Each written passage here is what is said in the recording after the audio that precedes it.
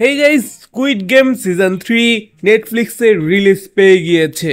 এবারের সিজনটা হচ্ছে টোটাল 6 পর্বের, প্রত্যেকটা পর্ব 1 ঘন্টার আশেপাশে। তো সম্পূর্ণ সিরিজটা দেখে শেষ করতে আপনার প্রায় 6 ঘন্টা লাগবে। তো এই 6 ঘন্টার সময় দিয়ে সিরিজটা দেখা ওয়ার্থ ইট হবে কিনা, স্কুইড গেম সিজন 3 আমার কেমন লেগেছে, এই সব কিছু বলার চেষ্টা করব এই ভিডিওতে। তো হ্যাঁ, ভিডিও শুরু করা যাক। স্কুইড গেম এমন একটা সিরিজ যেখানে দেখানো হয় আমাদের লোভ, লালসা এবং মানুষের আসলে ভেতরটা কেমন হতে পারে।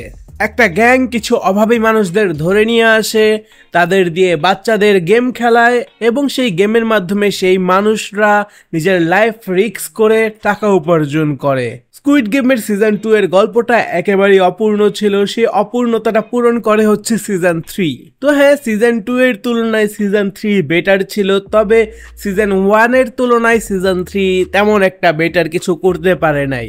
দর্শকের মাঝে মিক্স রিয়াকশন, অনেকে এন্ডিংটা পছন্দ করেছে, অনেকে এন্ডিংটা পছন্দ করে নাই। তবে হ্যাঁ, আমার এন্ডিংটা ভালো লেগেছে।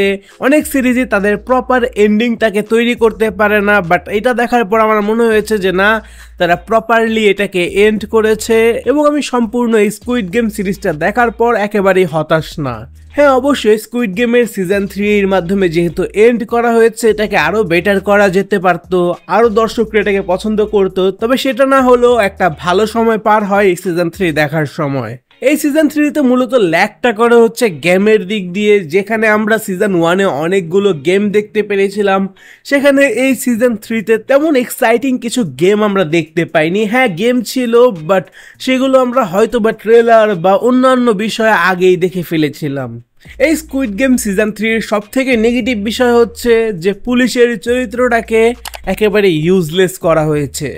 এই সিরিজের মেইন চরিত্র সং গি-হানের আমরা একটা প্রপার স্টোরি আর্ক দেখতে পারি, যেখানে সে শুরুতে একেবারে লোভী থাকে, তারপরে তার লোভটাকে একেবারে পার করে সে প্রতিশোধের আগুনে জ্বলে এবং শেষে গিয়ে আমরা দেখতে পারি তার একটা প্রপার এন্ড। আর এই বিষয়টাই আমরা দেখতে পাই না সেই পুলিশের চরিত্রটার সাথে। সে শুরু থেকে ইনভেস্টিগেশন করে, তার ইনভেস্টিগেশনের জন্য কত না কত মানুষ মারা যায়, কিন্তু সে লাস্টে গিয়ে একেবারে ইউজলেস একটা কাজ করে।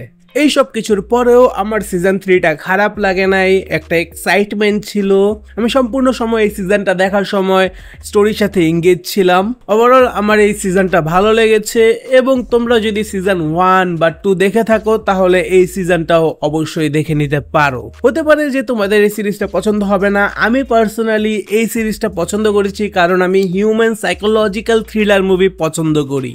তোমরা কারা কারা এই সিরিজটা দেখেছো, তোমাদের কেমন লেগেছে সেটা কমেন্টে জানাতে পারো। তোমাদের সাথে দেখা হবে পরের ভিডিওতে। বিদায়।